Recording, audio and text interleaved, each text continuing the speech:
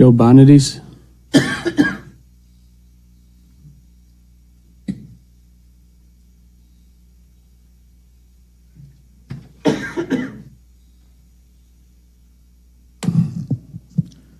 Greetings. Regarding the disrespect of the grandmother last month over fast ice, yes, Phil, there are differences in doing work on buildings with students in them versus homes. But fast ice is the only building needing work that currently does not have students in it, and you made no comment that work was actually happening. Yes, I saw the promotional video MPS just put out. Very impressive. Looks like all those trades can now work on school buildings come May instead of fast ice. I look forward to the open house where I can see what $4.5 million buys, as well as ending the over $20,000 per month rental bleed. Buses. After all the discussion 2 months ago that buses are not really incurring long-term debt for short-lived items, last month the board approved buying buses for 2015 Phase 3 funds. These funds you have been paying bond interest on for 2.5 years and will continue to pay interest now through mid-2030s. Since you did not ask for a sinking fund millage on May 4th, we'll apparently go around on this again for the next bond. I guess interest-free money to cover the smaller, shorter-term items was not important, and the next mega bond will again be polluted with small stuff burdened by debt. Page 10 of the Open Meeting Act. Email, texting, or other forms of electronic communication among members for a board or commission during an open meeting that involve deliberations towards decision-making or actual decisions violate the Open Meeting Act, since these communications are not open to the public and in effect transform the open meeting into a closed session, unquote. Now, I like the new video systems here in the room, and I'm sure it's nice to have a screen in front of you, but you are now aware that there is no Slack, text message, or other public out of public view communications allowed. Why do I mention this? The very interesting bio break at the last meeting where a quorum was out in the hall might not have been strange except for the fact that the secretary had to not only bring notes to the hall, but had to come back in and then go out again with notes into the hall. You're getting sloppy. Even if innocent, you might want to look like OMA means something. Finally, I bring you greetings from the Al Capone vault. In some ways, John Lauterbach was right about the nothing burger. There is no longer letters to the Board of Education, FOIA requests for MPS. We have not seen RFPs for several things like strategic planners, facilities evaluators, or the buses last month. I don't believe I'm saying it, but the agenda packages were more transparent under Mike Sherrill than they are now. And I did not have to hit 20 links to see them all. And last on transparency and continuing the trend, the new MPS website follows the previous loss of meeting minutes from 2012 to July of 2020. We are now further deleting our history up to April of 2025. Thank you.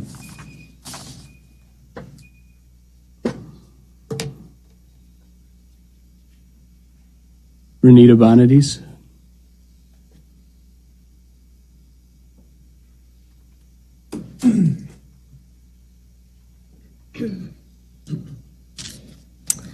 Good evening, Renita Bonadies. I want to follow up on the discussions at the end of the October board meeting. There were several statements that need further clarification and facts. But first, I want to thank this board for making the agenda packets free to the public after being requested for over 3 years. If the board has nothing to hide, this should never have been an issue, even though they still need some work, which I've discussed. As far as being thankful for the work taken to prepare the agenda packets, let's be clear, those packets are prepared for you, the board, specifically for doing your business at these meetings. They are not prepared for the public or those requesting them through the FOIA process. The district pays the Board of Education Administrative Assistant, Sara Duley, to work for you. She's paid to do her job, and she does it well. Again, agenda packets are not prepared for the public, but for you, the board. As far as the cost for redacting agenda packets, there were a few missing facts and some perspective.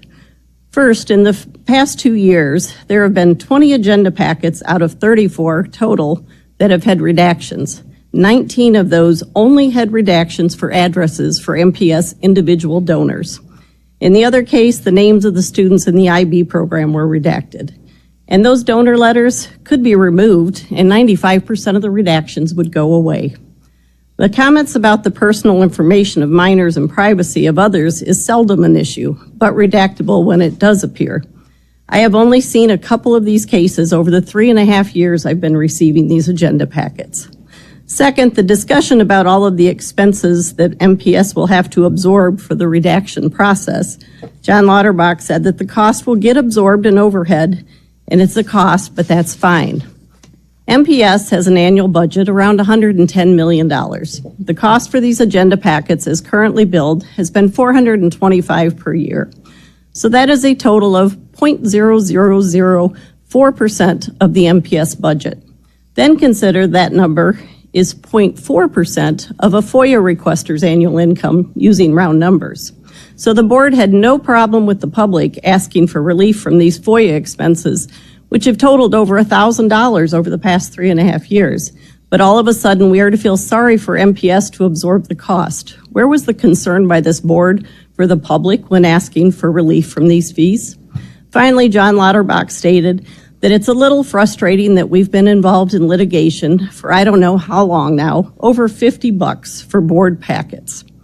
I am curious if my lawsuits are really only over $50. Why hasn't the district settled them then?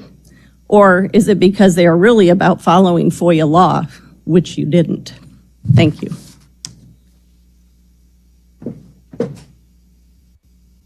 That was everybody I had on the list. Anybody else care to address the board?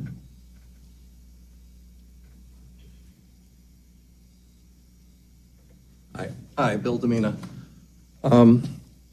When I watched the presentation by the school resource officer, I have to say I was very impressed. I think it's a great program, and it triggered in my mind something that I said at a previous board meeting, maybe a couple of years ago when Superintendent Shara was here, and I sent a letter to Brad. It was about school shootings. And one of the things that I think we really have to make sure of is that when you have a troubled student, you know, someone who has trouble, we try not to make any kind of stigma, but getting that person through the judicial system to get into the NICS system, the National Criminal Information Center, so that they can't buy a firearm unless they have some judicial review. It takes going to a judge to get someone to put that check mark. But again, I just think that's something you really need to consider because you've got a lot of this covered wonderfully, and I thought those programs were great. But I really worry about certain places where they don't want to do anything in this court system.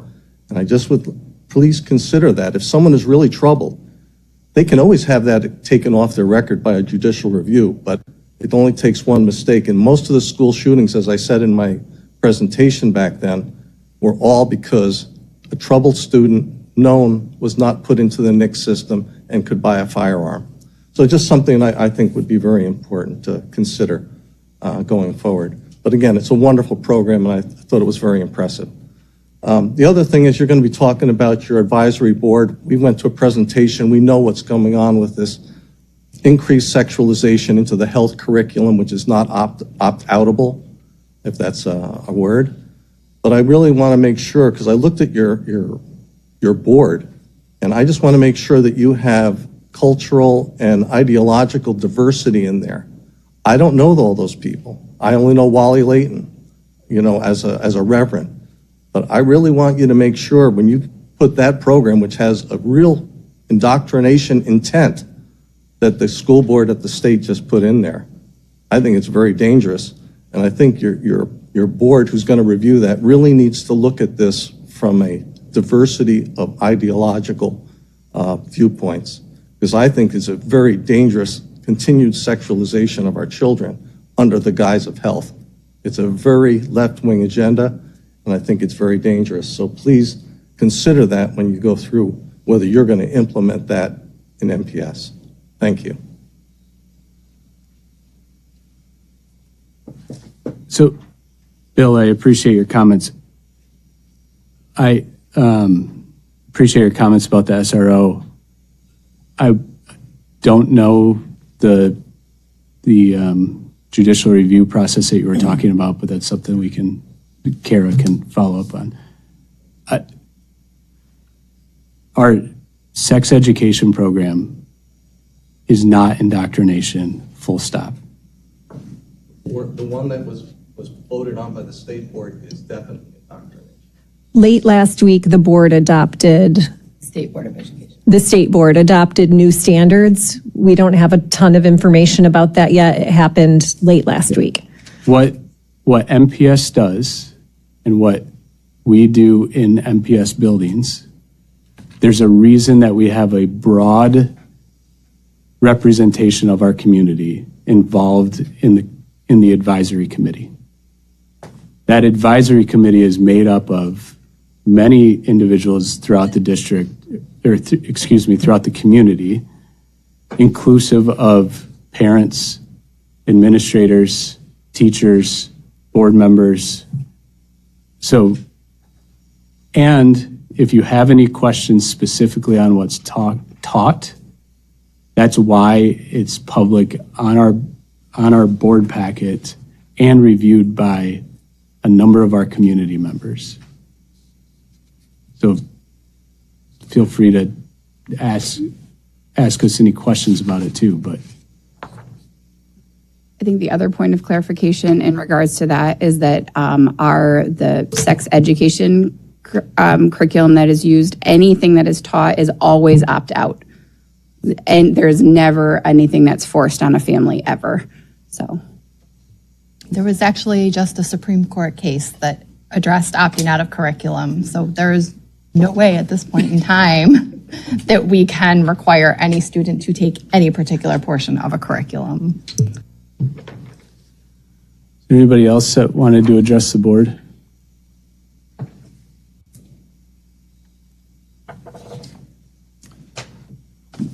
Hello, my name is John Kowicki. I've lived in Midland for 74 years, more than any of you been alive. I was in the military for 4 years, and you add those two numbers together, and it's 78. That's how old I am.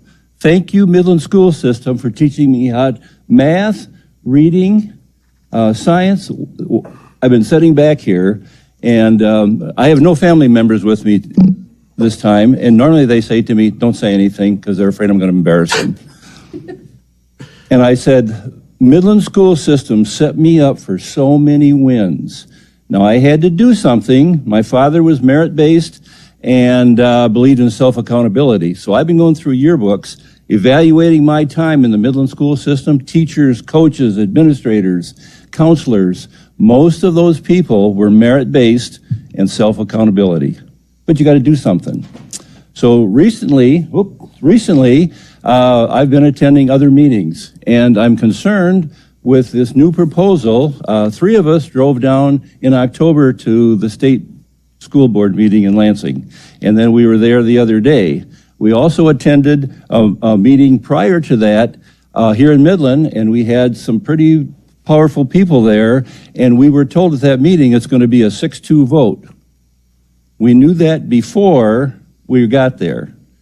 And I had the privilege to be there and see the interworkings of the system. And one of the words I wrote down as I was listening to educated people around that table, I put the word debacle down. And as I thought about it over the weekend, I went, that might be too strong, until it came out in national news. They used Michigan as a criteria for the school system, math and reading, and that we're in the bottom 10. Michigan is in the bottom 10. And I'm concerned about this new proposal, how this school board is going to implement that in this. See, I don't have any children or grandchildren in the school system, but I have nieces and nephews, and I'm the oldest person in my family, and I'm going to tell you what, they don't know what's going on. I sat in that meeting and I listened to what was going on down there and how the Midland school system is going to implement sex with health. And I've got some concerns. Why do young people need to hear some of this stuff? Thank you.